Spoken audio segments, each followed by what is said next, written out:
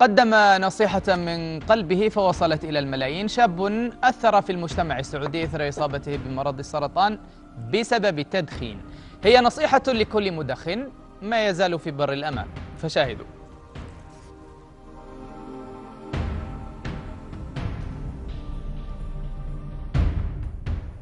مجرد محاولة تقليد، نطالع الكبير، الشخص اللي أكبر مننا، نطالع مثلا جارنا، تشوف في فيلم، تشوف عم، خال، أحد من أقارب الكبير يدخن، يتخيل لك أنه فيه شعور، فأنت تحاول تجرب هذا الشعور.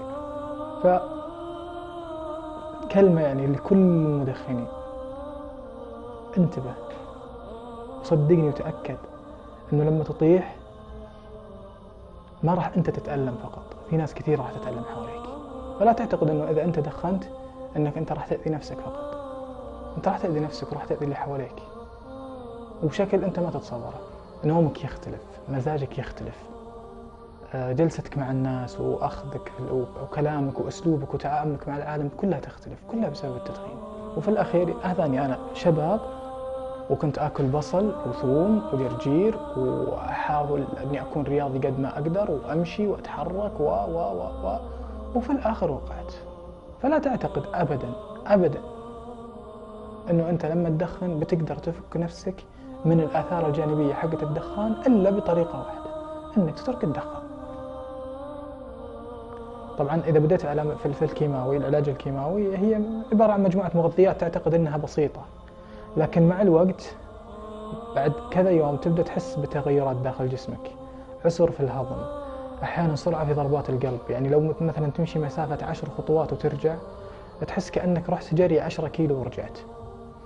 التنفس عندك يتغير، صداع، ألم في الأسنان، ألم في العظام، ألم في المفاصل، ألم في العضلات. تصير أحيانا أي ضغطة على جسمك تأثر عليك بشكل مو طبيعي. ألم في الظهر، النوم يختلف عندك ويصير كثير، نفسيا من جوا أنت ما أنت مرتاح، تحس بتقلبات ما تدري وش اللي فيك.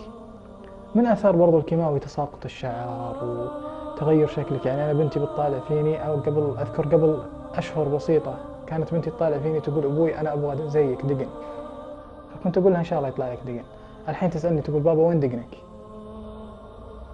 إذا كانت السيجارة هذه فيها من الأسفلت، فيها مادة التار، وتدخنها أنت أكثر صلابة من الأسفلت، ما تتوقع في يوم من الأيام أبداً أنه بيضرك. أنا أتحدى لما يكون الأسفلت رطب لسه جديد، أتحدى أحد يجي يشم البخار اللي طالع من الأسفلت، ما تقدر تشمه، لا من حرارة ولا من الأذية اللي راح تلاقيها في الرئة بسبب الدخان هذا اللي طالع. فكيف أنت تروح تدخن؟ وبكل أمانة لما جاني الخبر أكثر ما فكرت فيه عيالي. هم أكثر من فكرت فيه، أكثر من شلت همه. والله العظيم ما نزلت دمعتي إلا يوم فكرت في عيالي.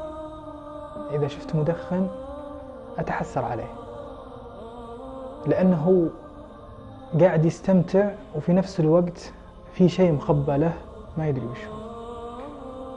الشيء المخبى هذا أنا شفته الآن.